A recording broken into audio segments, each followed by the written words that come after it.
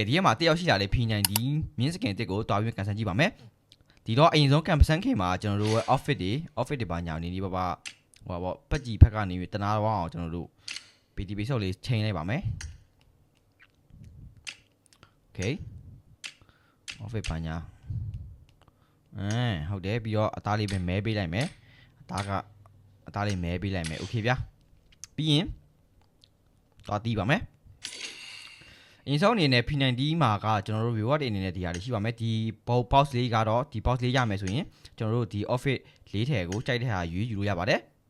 ပြီးတော့ဒီခေါင်းဆောင်တွေဒီခေါင်းဆောင်ဒီပေါက်ရမယ်ဆိုရင်ဒီခေါင်းဆောင်တွေထဲကတစ်ခုကိုယူလို့ရပါမယ်ပြီးရင်ဒါတော့ emote ပါတော်လေးမိုက်ပါတယ်ပြီးတော့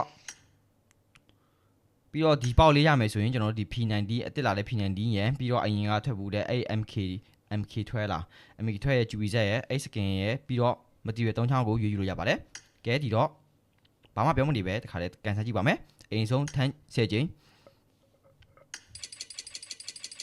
Okay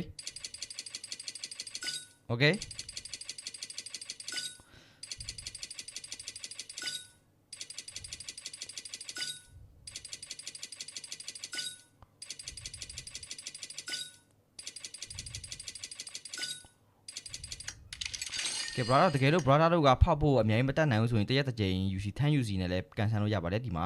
ပြီးတော့ဒီတော့နောက်ထပ်10ကြိမ်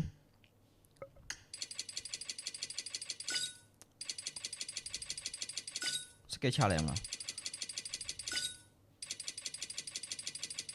ဟောစကက်ကွာဘာမှမရပါဘူးကဲနောက်ထပ်10ကြိမ်စေဘူးဟာစေဘူးတွေပဲဟာမီးပလင်းရပါတယ်မီးပလင်းဆိုတော့နောက်ထပ်10ကြိမ်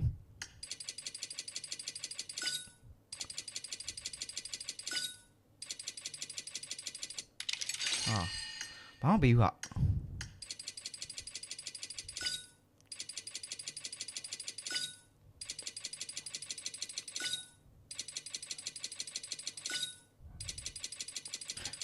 စကက်ချတယ်မယ်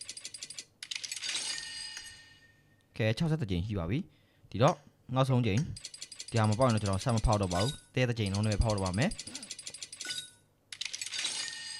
မတီးရတဲ့ချောင်းမစိုးတော့မစိုးဘူးပေါ့ Okay 900ဆိုတော့ဒီမှာကဒီ P90 က950ဆိုလဲလို့ရပါတယ်ကျွန်တော်တရက်ကို30နဲ့ဖောက်သွားပြီးမှ950ပြင်တော့ P90 လေးလဲလိုက်ပါမယ်ကဲဒီတော့နောက်ပြီးတော့တိကျပါမယ်